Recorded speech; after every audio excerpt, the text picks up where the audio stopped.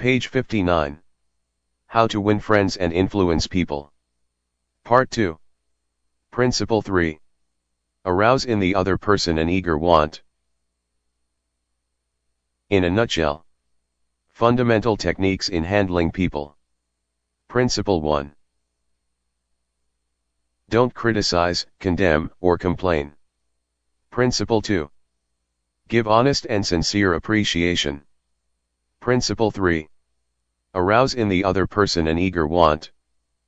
Part 2. Ways to make people like you. 1. Do this and you'll be welcome anywhere. Why read this book to find out how to win friends? Why not study the technique of the greatest winner of friends the world has ever known? Who is he? You may meet him tomorrow coming down the street. When you get within 10 feet of him, he will begin to wag his tail. If you stop and pat him, he will almost jump out of his skin to show you how much he likes you. And you know that behind this show of affection on his part, there are no ulterior motives. He doesn't want to sell you any real estate, and he doesn't want to marry you. Did you ever stop to think that a dog is the only animal that doesn't have to work for a living? A hen has to lay eggs, a cow has to give milk, and a canary has to sing. But a dog makes his living by giving you nothing but love. When I was 5 years old, my father bought a little yellow-haired pup for 50 cents. He was the light and joy of my childhood. Every afternoon about 4:30, he would sit in the front yard with his beautiful eyes staring steadfastly at the path, and as soon as he heard my voice or saw me swinging my dinner pail through the buckbrush, he was off like a shot, racing breathlessly up the hill to greet me with leaps of joy and barks of sheer ecstasy. Tippy was my constant companion for 5 years. Then one tragic night, I shall never forget it, he was killed within 10 feet of my head, killed by lightning. Tippy's death was the tragedy of my boyhood. You never read a book on psychology, Tippy. You didn't need to. You knew by some divine instinct that you can make more friends in 2 months by becoming genuinely interested in other people than you can in 2 years by trying to get other people interested in you. Let me repeat that. You can make more friends in 2 months by becoming interested in other people than you can in 2 years by trying to get other people interested in you. Yet I know and you know people who blunder through life trying to wigwag other people into becoming interested in them. Page 60. Of course, it doesn't work. People are not interested in you. They are not interested in me.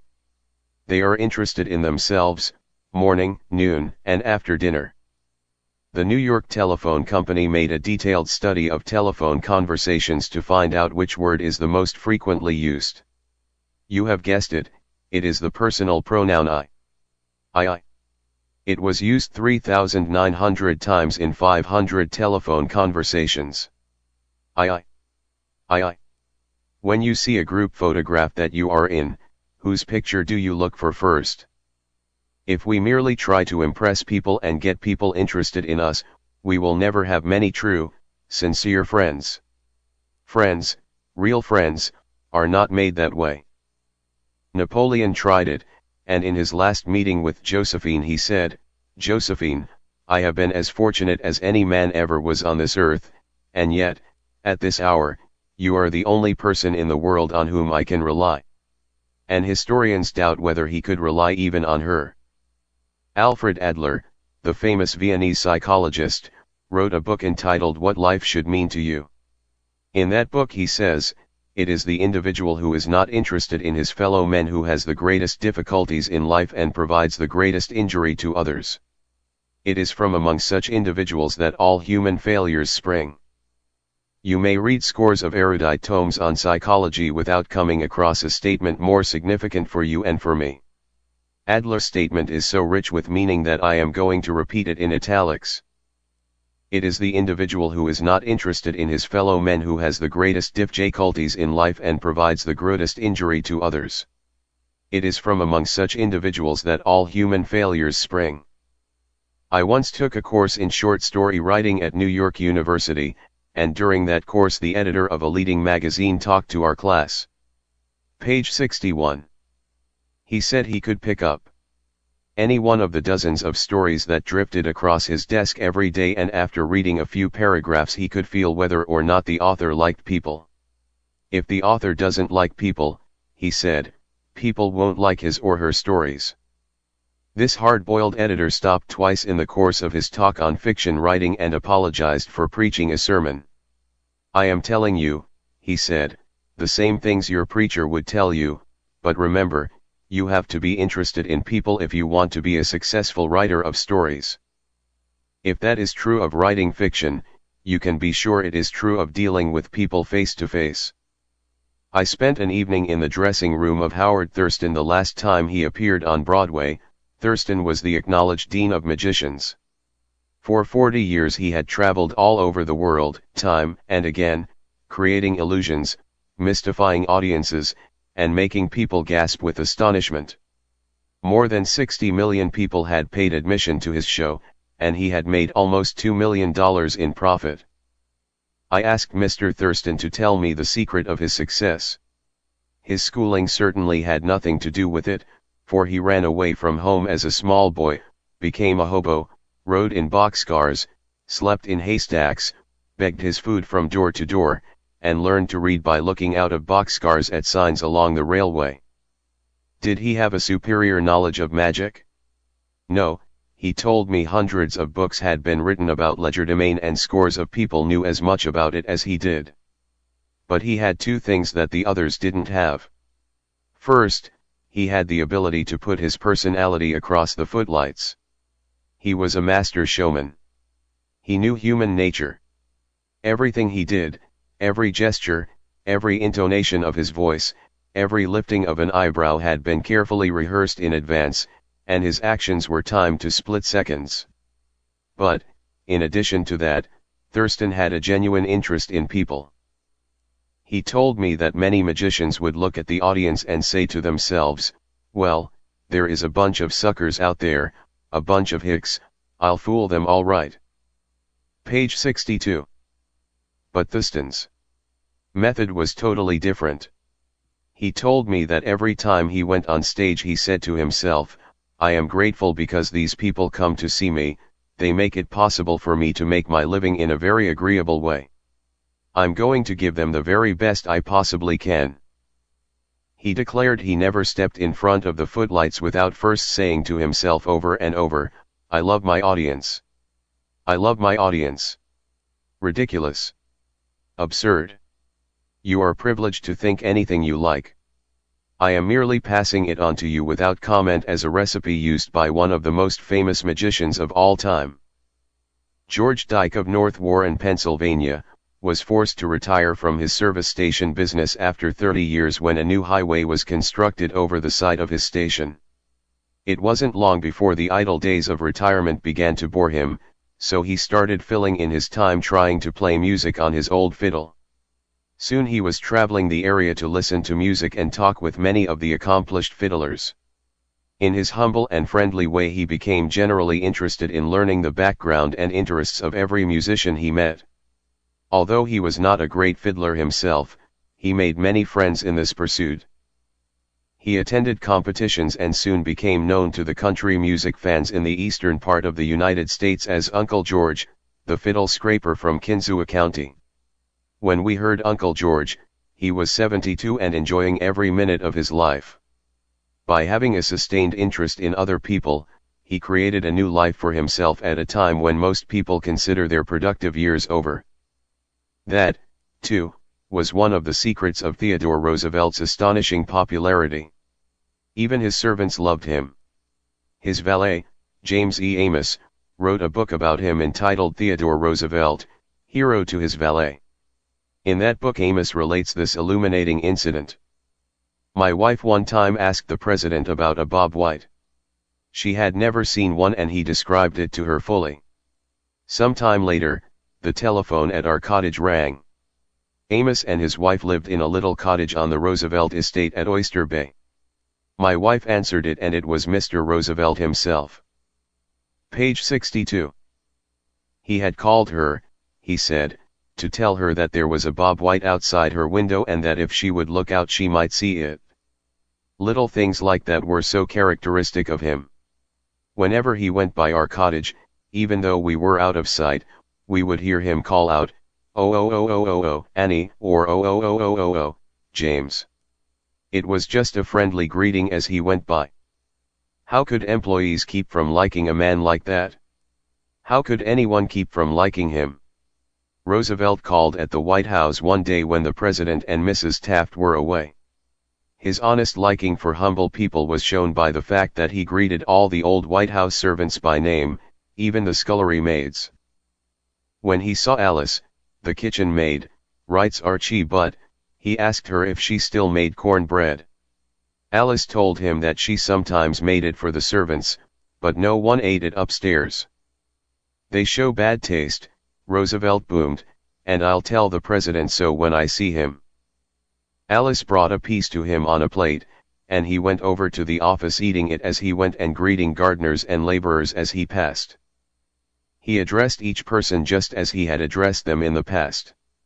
Ike Hoover, who had been head usher at the White House for 40 years, said with tears in his eyes, "It is the only happy day we had in nearly 2 years, and not one of us would exchange it for $100 bill."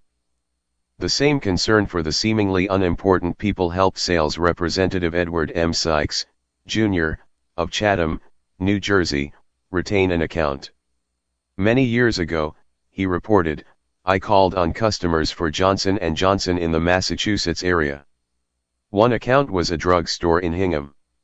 Whenever I went into the store I would always talk to the soda clerk and sales clerk for a few minutes before talking to the owner to obtain his order. One day I went up to the owner of the store, and he told me to leave as he was not interested in buying J&J products anymore because he felt they were concentrating their activities on food and discount stores to the detriment of the small drugstore. Page 64. I left with my tail between my legs and drove around the town for several hours. Finally, I decided to go back and try at least to explain our position to the owner of the store. When I returned I walked in and as usual said hello to the soda clerk and sales clerk. When I walked up to the owner, he smiled at me and welcomed me back. He then gave me double the usual order. I looked at him with surprise and asked him what had happened since my visit only a few hours earlier.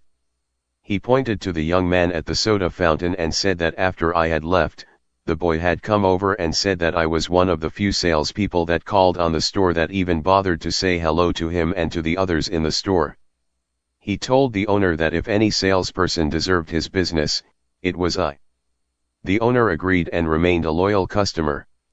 I never forgot that to be genuinely interested in other people is a most important quality for a salesperson to possess, for any person, for that matter. I have discovered from personal experience that one can win the attention and time and cooperation of even the most sought-after people by becoming genuinely interested in them. Let me illustrate. Years ago I conducted a course in fiction writing at the Brooklyn Institute of Arts and Sciences, and we wanted such distinguished and busy authors as Kathleen Norris, Fannie Hurst, Ida Tarbell, Albert Payson Terhune and Rupert Hughes to come to Brooklyn and give us the benefit of their experiences. So we wrote them, saying we admired their work and were deeply interested in getting their advice and learning the secrets of their success. Each of these letters was signed by about 150 students. We said we realized that these authors were busy, too busy to prepare a lecture. So we enclosed a list of questions for them to answer about themselves and their methods of work. They liked that. Who wouldn't like it? So they left their homes and traveled to Brooklyn to give us a helping hand. By using the same method, I persuaded Leslie M. Shaw, Secretary of the Treasury in Theodore Roosevelt's cabinet, George W. Wickersham, Attorney General in page 65. Taft's cabinet, William Jennings Bryan, Franklin D. Roosevelt and many other prominent men to come to talk to the students of my courses in public speaking. All of us, be we workers in a factory, clerks in an office or even a king upon his throne, all of us like people who admire us. Take the German Kaiser, for example. At the close of World War I he was probably the most savagely and universally despised man on this earth. Even his own nation turned against him when he fled over into Holland to save his neck. The hatred against him was so intense that millions of people would have loved to tear him limb from limb or burn him at the stake. In the midst of all this forest fire of fury, one little boy wrote the Kaiser a simple, sincere letter glowing with kindliness and admiration. This little boy said that no matter what the others thought, he would always love Wilhelm as his emperor. The Kaiser was deeply touched by his letter and invited the little boy to come to see him. The boy came, so did his mother, and the Kaiser married her. That little boy didn't need to read a book on how to win friends and influence people. He knew how instinctively. If we want to make friends, let's put ourselves out to do things for other people, things that require time, energy, unselfishness, and thoughtfulness. When the Duke of Windsor was Prince of Wales, he was scheduled to tour South America, and before he started out on that tour he spent months studying Spanish so that he could make public talks in the language of the country, and the South Americans loved him for it. For years I made it a point to find out the birthdays of my friends. How? Although I haven't the foggiest bit of faith in astrology, I began by asking the other party whether he believed the date of one's birth has anything to do with character and disposition. I then asked him or her to tell me the month and day of birth. If he or she said November 24th, for example, I kept repeating to myself, November 24, November 24. The minute my friend's back was turned, I wrote down the name and birthday and later would transfer it to a birthday book. At the beginning of each year, I had these birthday dates scheduled in my calendar pad so that they came to my attention automatically. When the natal day arrived, there was my letter or telegram. Page 66. What a hit it made. I was frequently the only person on earth who remembered. If we want to make friends, let's greet people with animation and enthusiasm. When somebody calls you on the telephone, use the same psychology. Say hello in tones that bespeak how pleased you are to have the person call. Many companies train their telephone operators to greet all callers in a tone of voice that radiates interest and enthusiasm. The caller feels the company is concerned about them. Let's remember that when we answer the telephone tomorrow. Showing a genuine interest in others not only wins friends for you, but may develop in its customers a loyalty to your company. In an issue of the publication of the National Bank of North America of New York, the following letter from Madeline Rosedale, a depositor, was published ****Eagle, publication of the National Bank of North America, New York, March 31, 1978. I would like you to know how much I appreciate your staff. Everyone is so courteous, polite, and helpful. What a pleasure it is, after waiting on a long line, to have the teller greet you pleasantly. Last year my mother was hospitalized for 5 months. Frequently I went to Marie Petruccello, a teller. She was concerned about my mother and inquired about her progress. Is there any doubt that Mrs. Rosedale will continue to use this bank? Charles R. Walters, of one of the large banks in New York City, was assigned to prepare a confidential report on a certain corporation. He knew of only one person who possessed the facts he needed so urgently. As Mr. Walters was ushered into the president's office, a young woman stuck her head through a door and told the president that she didn't have any stamps for him that day. I am collecting stamps for my 12-year-old son, the president explained to Mr. Walters. Mr. Walters stated his mission and began asking questions. Page 67. The president was vague, general, nebulous. He didn't want to talk, and apparently nothing could persuade him to talk. The interview was brief and barren. Frankly, I didn't know what to do, Mr. Walters said as he related the story to the class. Then I remembered what his secretary had said to him, stamps, 12-year-old son. And I also recalled that the foreign department of our bank collected stamps, stamps taken from letters pouring in from every continent washed by the 7 seas. The next afternoon I called on this man and sent in word that I had some stamps for his boy. Was I ushered in with enthusiasm? Yes, sir, he couldn't have shaken my hand with more enthusiasm if he had been running for Congress. He radiated smiles and goodwill. "My George will love this one," he kept saying as he fondled the stamps. "And look at this. This is a treasure." We spent half an hour talking stamps and looking at a picture of his boy, and he then devoted more than an hour of his time to giving me every bit of information I wanted, without my even suggesting that he do it. He told me all he knew, and then called in his subordinates and questioned them. He telephoned some of his associates. He loaded me down with facts, figures, reports, and correspondence. In the parlance of newspaper reporters, I had a scoop. Here is another illustration. C.M. Naffel, Jr., of Philadelphia had tried for years to sell fuel to a large chain store organization. But the chain store company continued to purchase its fuel from an out-of-town dealer and haul it right past the door of Naffel's office. Mr. Naffel made a speech one night before one of my classes, pouring out his hot wrath upon chain stores, branding them as a curse to the nation. And still he wondered why he couldn't sell them. Page 68. I suggested that he try different tactics. To put it briefly, this is what happened. We staged a debate between members of the course on whether the spread of the chain store is doing the country more harm than good. Naffel, at my suggestion, took the negative side. He agreed to defend the chain stores, and then went straight to an executive of the chain store organization that he despised and said, "I am not here to try to sell fuel. I have come to ask you to do me a favor." He then told about his debate and said, "I have come to you for help because I can't think of anyone else who would be more capable of giving me the facts I want. I'm anxious to win this debate, and I'll deeply appreciate whatever help you can give me."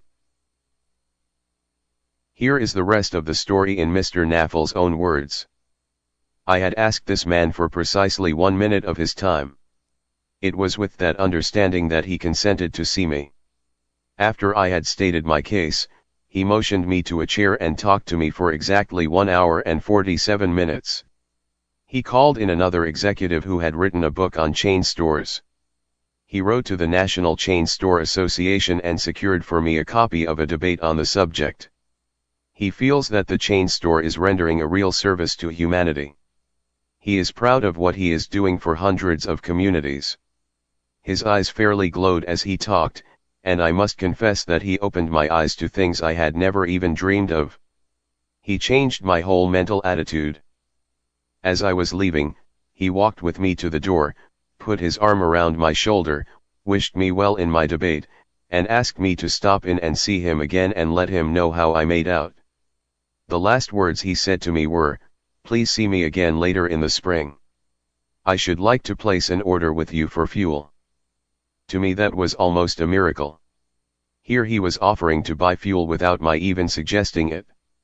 I had made more headway in 2 hours by becoming genuinely interested in him and his problems than I could have made in 10 years trying to get him interested in me and my product. You didn't discover a new truth, Mr. Naffel. For a long time ago, 100 years before Christ was born, a famous old Roman poet, Publius, remarked, "We are interested in others when they are interested in us." Page 69. A show of interest, as with every other principle of human relations, must be sincere. It must pay off not only for the person showing the interest, but for the person receiving the attention. It is a two-way street, both parties benefit. Martin Ginsburg, who took our course in Long Island, New York, reported how the special interest a nurse took in him profoundly affected his life. It was Thanksgiving Day and I was 10 years old. I was in a welfare ward of a city hospital and was scheduled to undergo major orthopedic surgery the next day. I knew that I could only look forward to months of confinement, convalescence, and pain. My father was dead. My mother and I lived alone in a small apartment and we were on welfare. My mother was unable to visit me that day. As the day went on, I became overwhelmed with the feeling of loneliness, despair, and fear. I knew my mother was home alone worrying about me, not having anyone to be with, not having anyone to eat with, and not even having enough money to afford a Thanksgiving Day dinner. The tears welled up in my eyes, and I stuck my head under the pillow and pulled the covers over it. I cried silently, but oh so bitterly, so much that my body racked with pain. A young student nurse heard my sobbing and came over to me. She took the covers off my face and started wiping my tears. She told me how lonely she was, having to work that day and not being able to be with her family. She asked me whether I would have dinner with her. She brought 2 trays of food, sliced turkey, mashed potatoes, cranberry sauce, and ice cream for dessert. She talked to me and tried to calm my fears.